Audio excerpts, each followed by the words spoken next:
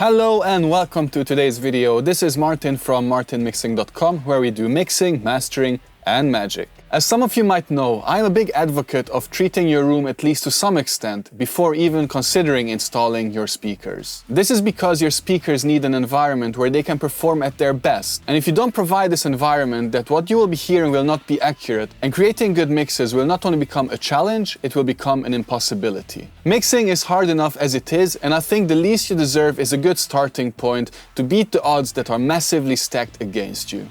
In this video, I will be talking about some facts and some myths about room acoustics and share a few room designs that I have done for artists that help them make better music almost instantly. Good acoustics will make a bigger difference to your music than any software or plugin will ever be able to provide. So what are some of the myths? What are the realities of room treatment? This and more in today's video. Let's do it.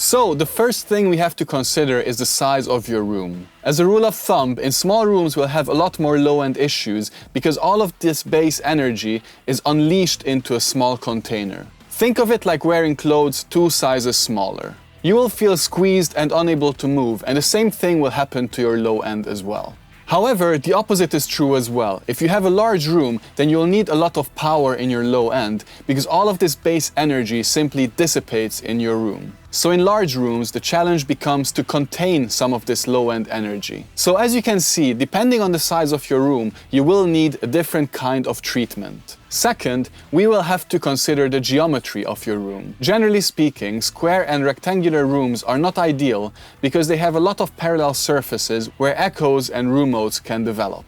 These parallel surfaces will need a lot of treatment to at least manage some of the arising problems. And this leads me to the next point, absorption itself. Something I see a lot, and indeed was guilty of myself, is using the famous eggshell foam pads that you can buy on eBay or Amazon. These foam pads are great for sucking out the high end of your room. However, they do very little below 500 Hz, where the real problems usually begin. And this leads me to my next point. To manage bass, you will need horsepowers.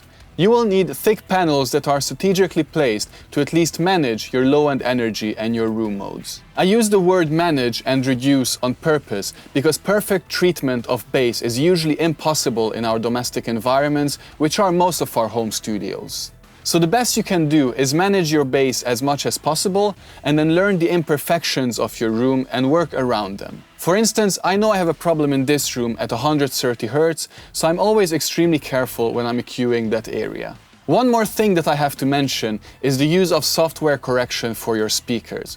I think this is amazing technology and definitely something worth investing in. However, it is not a standalone solution for all of the problems that might occur. For instance, if you have perfect cancellation at 200 Hz because of a room mode at your listening position, then a software correction will not be able to fix that because no matter how much it will boost or reduce this 200 Hz, the cancellation will still happen.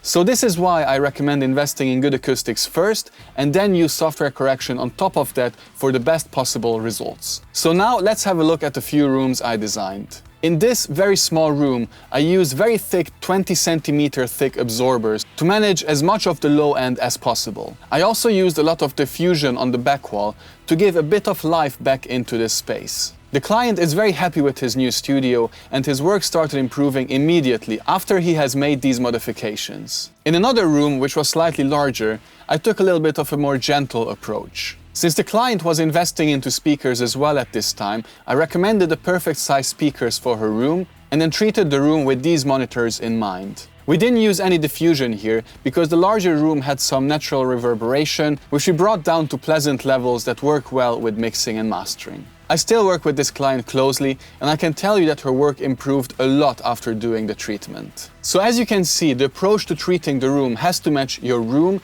the speakers, and of course your personal preference as well.